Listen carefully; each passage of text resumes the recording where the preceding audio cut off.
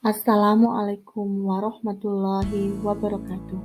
Perkenalkan, saya Ninik Tilhani, calon guru penggerak angkatan 6 dari SMK Negeri 1 Sukoharjo, Kabupaten Wonosobo. Kali ini saya akan memaparkan nilai dan peran guru penggerak serta kaitannya dengan filosofi pendidikan menurut Ki Hajar Dewantara. Momen menantang yang saya rasa selama saya mempelajari modul 1.1 dan 1.2. Yang pertama adalah saat saya mengerjakan setiap tugas di LMS dengan adanya due date. Apalagi dalam mengerjakan tugas tersebut, saya pun masih perlu banyak belajar terkait penggunaan Canva, pengeditan video, dan sebagainya. Selanjutnya, momen menantang berikutnya adalah saat saya mengikuti ruang kolaborasi secara virtual, di mana saya harus menyampaikan gagasan secara spontan dan juga berkolaborasi dengan teman calon guru penggerak yang lainnya. Juga adalah pada saat saya melaksanakan aksi nyata terkait dengan apa yang sudah saya pelajari. Sedangkan momen yang mencerahkan bagi saya selama saya mempelajari modul 1.1 dan 1.2 adalah yang pertama tentunya adalah pada saat mempelajari modul 1.1 tentang filosofi pemikiran Ki Hajar Dewantara sebagai pedoman pendidik. Nah, hal ini mencerahkan. Kenapa? Karena di situ saya tahu bahwa banyak hal yang ternyata selama ini saya salah melakukan hal tersebut.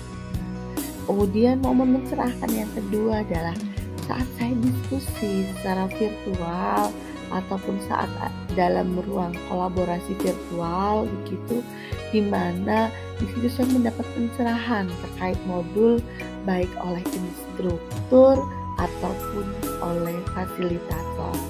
Dan berikutnya adalah pada saat saya mempelajari modul 1.2 tentang nilai dan peran penggerak, di mana di situ saya mulai muncul kepercayaan diri saya terhadap diri saya, bahwa saya memiliki nilai-nilai dari guru penggerak, sehingga insya Allah saya pun mampu melakukan peran saya sebagai guru penggerak nanti.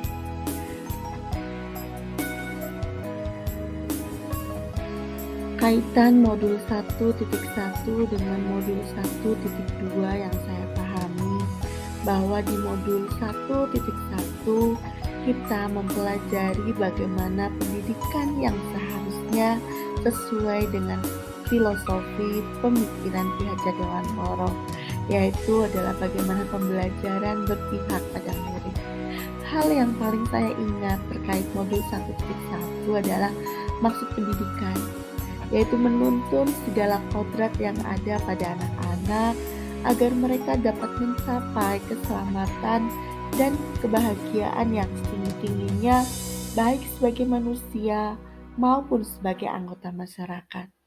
Menjadikan mereka, para siswa, menjadi manusia yang merdeka, yang mandiri, yang mampu berdiri di kakinya sendiri tanpa mengganggu kemerdekaan orang lain. Sedangkan di modul 1.2 kita diajarkan tentang 5 kebutuhan dasar manusia, yang mana kita ketahui jika tidak mampu memenuhi kebutuhan dasar manusia tersebut, maka manusia tersebut akan menjadi manusia yang tidak sesuai dengan norma yang berlaku. Kita pun belajar tentang tahap perkembangan anak, yang mana dua hal tersebut membantu kita untuk lebih memahami anak. Dan kita juga diajarkan tentang bagaimana sistem kerja otak kita, yang mana beberapa hal tersebut yang diajarkan dalam modul 1.2 itu dapat meningkatkan nilai-nilai guru penggerak yang kita miliki, dan bagaimana kita akhirnya mampu berperan sebagai guru penggerak dalam mewujudkan pendidikan yang sudah kita pelajari di modul 1.1, sehingga saya bisa menggarisbawahi bahwa modul 1.1 adalah tujuan pendidikan yang sebenarnya, di mana itu berkaitan sekali dengan modul 1.2 yang kita pelajari untuk meningkatkan nilai-nilai guru penggerak yang kita punya, sehingga kita juga mampu berperan sebagai guru penggerak untuk mewujudkan apa yang kita pelajari di modul 1.1.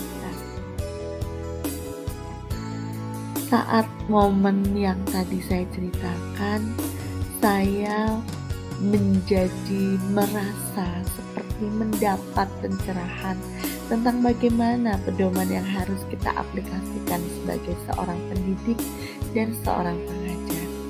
Saya pun merasa sangat bersyukur dan bahagia menjadi bagian dari program pendidikan guru penggerak angkatan 6.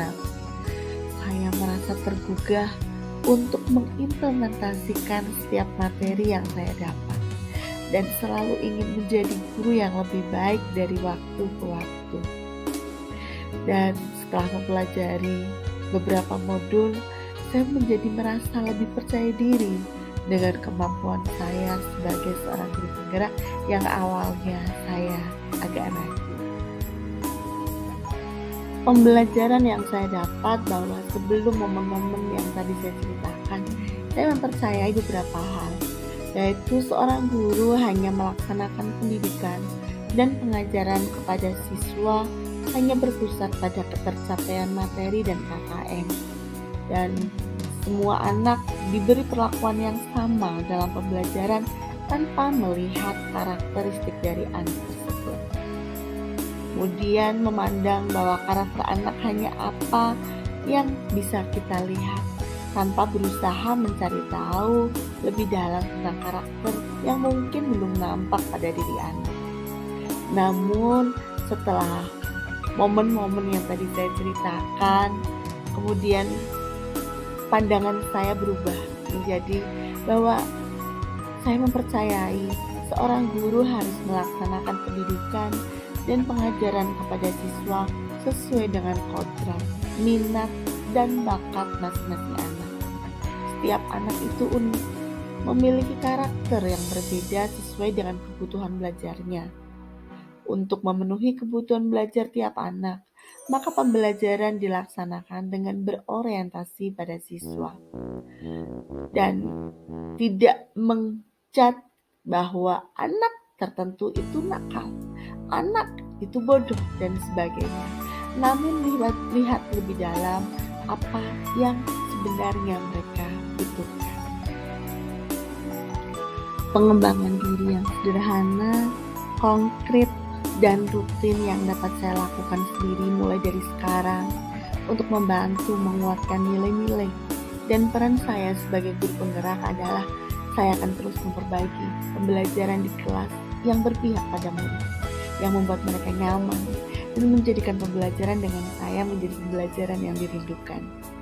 Saya pun akan belajar secara mandiri tentang penguasaan PIK, terkhusus dalam membuat bahan ajar dan media pembelajaran. Selanjutnya saya akan melakukan refleksi pembelajaran saya di kelas bersama dengan siswa. Saya pun akan menjalin hubungan baik dengan rekan sejawat terkait bagaimana mewujudkan pendidikan yang berpihak pada murid.